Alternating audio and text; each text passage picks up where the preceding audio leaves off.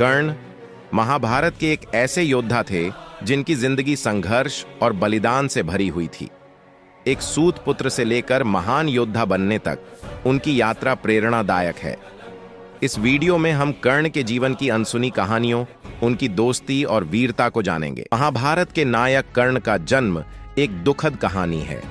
कुंती को आशी दुर्वासा से ऐसा वरदान मिला था कि वे किसी भी देवता का आह्वान कर सकती थीं। एक दिन उन्होंने सूर्य देव का आह्वान किया और उन्हें एक पुत्र मिला जो जन्म से ही सूर्य के समान तेजस्वी था। लेकिन बिना विवाह के संतान पाने के भय से कुंती ने नवजात कर्ण को त्यागने का निर्णय लिया। कुंती ने भारी मन से कर्ण को एक टोकरे में रखकर नदी में बहा दिया। इस असहाय बच्चे को समाज ने नहीं अपनाया और उसकी पहचान सूत पुत्र के रूप में ही हुई। उसे जीवन भर अपनी वास्तविक पहचान से वंचित रहना पड़ा। अधिरथ और राधा नामक रथ चालक दंपत्ति ने उसे पाला, लेकिन कर्ण को हमेशा इस त्याग और अस्वीकार का दर्द सालता रहा, जिसने उसके जीवन को संघर्ष और त्रासदी से भर। महाभारत के आदि पर्व में कर्ण की एक गहरी त्रासदी सामने आती है, जब समाज ने उसे धनुर्विद्या सीखने से रोक दिया। कर्ण महान धनुर्धर बनना चाहता था, लेकिन सूत पुत्र होने के कारण उसे श्रेष्ठ आचार्यों से शिक्षा नहीं मिल सकी। अंततः वह परशुराम के पास गया और ब्राह्मण बनकर उनसे धनुर्विद्या सीखी। एक दिन परशुराम उसकी गोद में विश्राम कर रहे थे, तभी एक कीड़े ने कर्ण की जांघ काट ली। कर्ण ने गुरु की नींद न टूटे, इस भय से पीड़ा सहन की। परशुराम को यह जानकर संदेह हुआ और उन्होंने कर्ण का सच जान लिया। क्रोधित होकर उन्होंने कर्ण को श्राप दिया कि संकट के समय वह अपनी विद्या भूल जाएगा।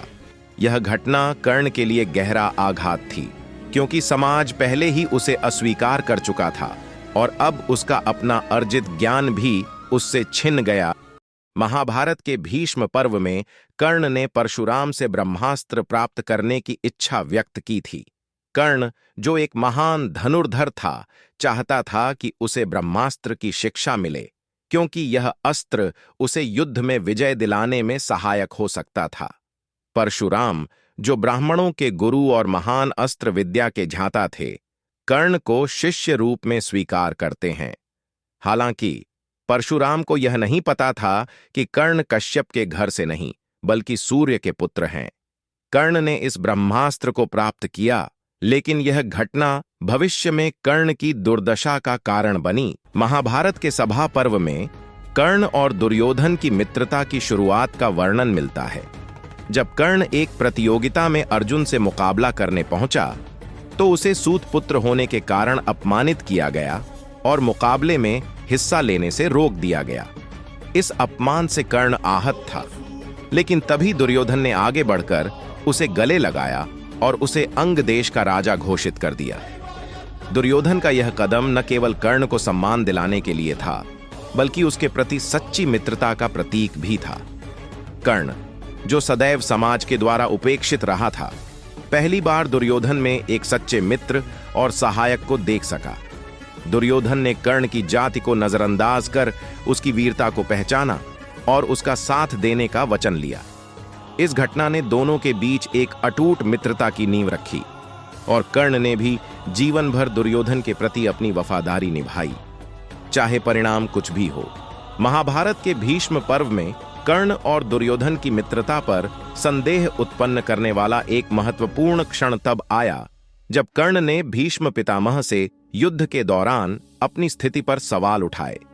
एक दिन जब कर्ण युद्ध की तैयारियों में व्यस्त था, तो उसने भीष्म से कहा कि वह हमेशा अपने आत्मसम्मान और अधिकारों के लिए संघर्ष करता रहा है, लेकिन दुर्योधन के साथ उसकी मित्रता का मूल कारण केवल उसका समर्थन और सम्मान था।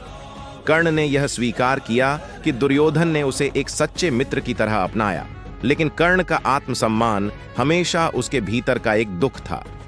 इस समय कर्ण ने यह भी कहा कि अगर उसे कभी अपने जन्म और स्थिति के कारण अपमानित किया जाता, तो वह दुर्योधन से समर्थन की उम्मीद नहीं करता।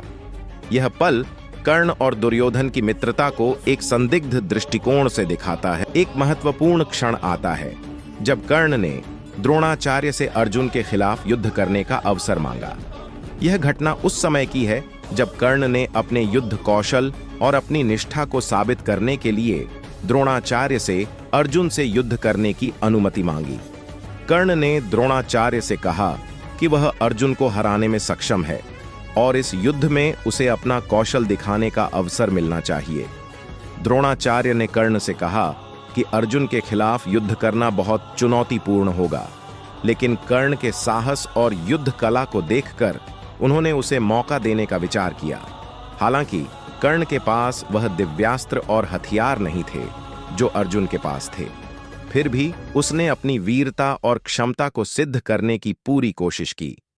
अंतिम युद्ध में महाभारत की रणभूमि में कर्ण और अर्जुन आमने सामने थे। कर्ण, जो सूर्यपुत्र और अद्वितीय योद्धा था, ने अपने मित्र दुर्योधन के प्रति अपनी निष्ठा के लिए अंत तक संघर्ष किया। दोनों योद्धा अपने अपने धनुष से दिव्यास्त्र चलाते हुए एक दूसरे को पराजित करने का प्रयास कर रहे थे। कर्ण की शक्ति और साहस अद्वितीय थे और उसने अर्जुन के हर प्रहार का बहादुरी से सामना किया। युद्ध के दौरान दुर्भाग्यवश कर्ण का रथ का पहिया धरती में धंस गया। कर्ण ने अर्जुन से युद्ध के नियमों का पालन करते हुए इंतजार करने की अपील की, लेकिन श्री कृष्ण के कहने पर अर्जुन ने उस पर आक्रमण कर दिया। बिना हथियार के कर्ण ने अपने अंतिम क्षणों में भी वीरता दिखाई। कर्ण को इतिहास में एक सच्चा नायक और महान योद्धा माना गया है। उनके साहस, त्याग और दानवीरता को युगों युगों तक सम्मान के साथ याद किया जाएगा। इस संघर्ष को लेकर आप क्या सोचते हैं? क्या कर्ण का अंत उसकी वीरता और कर्तव्य के बावजूद सही था, या उसे किसी और तरीके से समाप्त किया जाना चाहिए था? क्या आप मानते हैं कि कर्ण की हार में भाग्य का हाथ था, या यह श्री कृष्ण की रणनीति का परिणाम था? आपके विचार और मत कमेंट्स में जरूर बताइए, ताकि हम इस महान युद्ध के विभिन्न पहलुओं को और अच्छे से समझ सकें।